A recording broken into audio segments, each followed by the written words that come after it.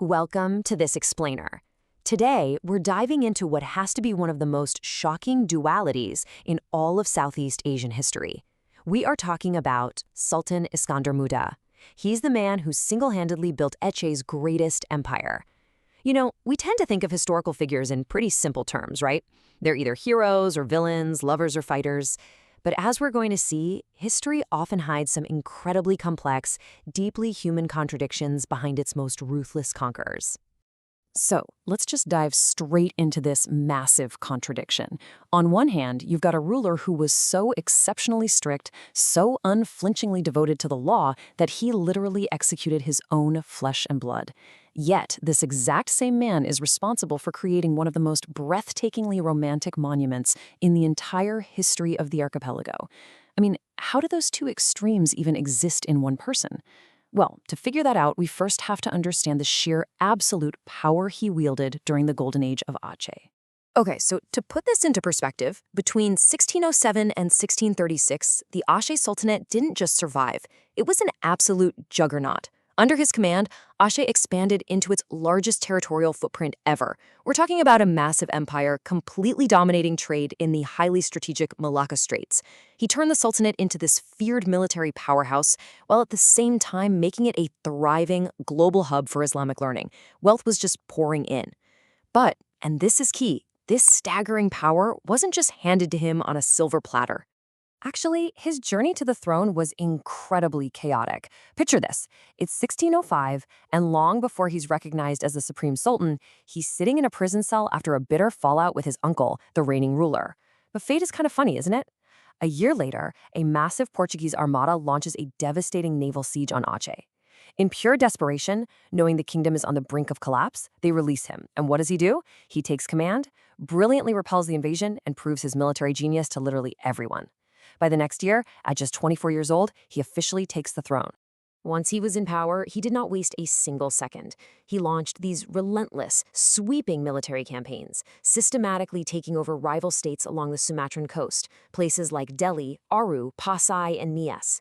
And he didn't stop there either. He boldly crossed the strait to conquer territories on the Malay Peninsula, including Kedah, Pahang, and Perak. The goal here was simple but massively ambitious: absolute, unchecked dominance over the region's most lucrative resources, specifically tin and pepper.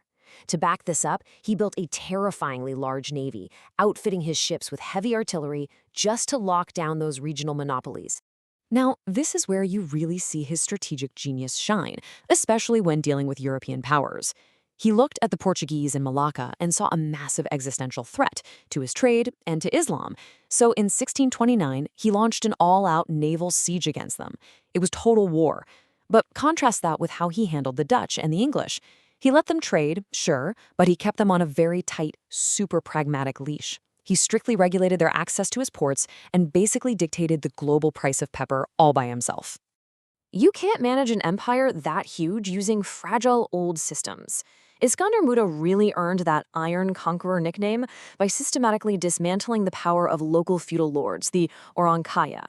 Instead of letting power stubbornly pass down through noble bloodlines, which, let's be honest, usually just leads to rebellion, he stripped them of their hereditary rights. He replaced them with royal appointees. It was a bold, forceful move, but it meant every single official answered directly to the crown, completely centralizing his authority. But to hold this newly centralized giant together, he needed a rock-solid legal foundation. Enter the Adat Makuta Alam. This was an amazingly strict, codified state law that harmonized local customary practices with Islamic jurisprudence. It covered absolutely everything, from maritime trade and heavy taxation to the strict administration of justice. But the most crucial part, the real kicker, this law applied to everyone. No exceptions. It didn't matter how much wealth or status you had. Now, having scholars write up a strict law is one thing. Actually enforcing it against your own flesh and blood, that's another entirely. The ultimate test of his uncompromising devotion to this legal code was about to arrive, and it was going to come at a devastating, truly heart-wrenching personal cost. And this brings us to a chilling family tragedy. The Sultan's own heir, Crown Prince Mira Popok, committed a severe offense against state law. You'd probably think a father, a king with absolute power, would just issue a royal pardon for his only son, right? Nope. The Sultan ordered his own son's execution. He proved once and for all that absolutely no one is above the law. This actually birthed a very famous Acehnese proverb, Mati anak jut maguta, mati adat hokamita. Basically, if a child dies, you can wipe the tear from your eye, but if the law dies, where will you ever look for it? Just take a second and let the sheer ruthlessness of that sink in. To put the state above your own child requires a heart of literal iron. Yet, when we look past this terrifying facade, the historical records show us a completely different side of this imposing ruler. We find the story of a deeply devoted, incredibly romantic husband who is actually capable of profound empathy. You see, under his rule, Banda Aceh wasn't just a military fortress. It blossomed into this rich cultural haven. It even earned the legendary nickname the Veranda of Mecca. He was a huge patron of brilliant Islamic scholars and Sufi poets. He massively expanded the breathtaking Grand Mosque, pouring resources into cultural growth. But out of all these grand, sweeping state projects, there's one specific structure that stands out for a very personal reason. Tucked away safely inside the royal gardens is this highly unique architectural complex called the Gunonan. It's this striking, man-made, mountain-like structure crafted entirely of white stone, covered in beautiful, intricate carvings. It is totally different from the forts and mosques of that era, and it really begs the question, why would a sultan whose life was consumed by brutal wars and uncompromising laws spend the time and money to build a miniature artificial mountain in his backyard? Well, the answer lies with Princess Kamalia, who was affectionately known as Putro Pang. During his conquests in the Malay Peninsula, the Sultan brought the princess back to Aceh to be his queen. But the story goes that the transition was really hard on her. She grew profoundly homesick. She desperately missed the lush, rolling hills and mountains of her homeland in Pang. Despite all the immense wealth of Aceh surrounding her, her heart was heavy. So to soothe the pain of the woman he loved, the Iron Conqueror ordered the Gununong to be built. Think about what an incredibly grand gesture of love that is. He literally tried to bring the mountains of Pahang directly to his wife's doorstep in the royal gardens, just so she could find some peace. The exact same man who drowned enemy fleets, subjugated entire kingdoms, and executed his own son to uphold the law. He completely softened his heart just to ease his wife's sorrow and see her smile.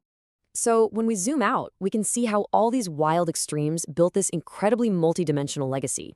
He brought Aceh to its absolute peak of political and military power, commanding respect globally. He created the Adat Makata Alam, a legal code so robust it guided society for centuries after he died in 1636. And through breathtaking projects like the Grand Mosque and the deeply romantic Gunungan, he left behind enduring symbols that still define Acehnese identity today. And that legacy, it is still very much alive in modern Indonesia. He was officially named a national hero in 1993, and his name echoes absolutely everywhere.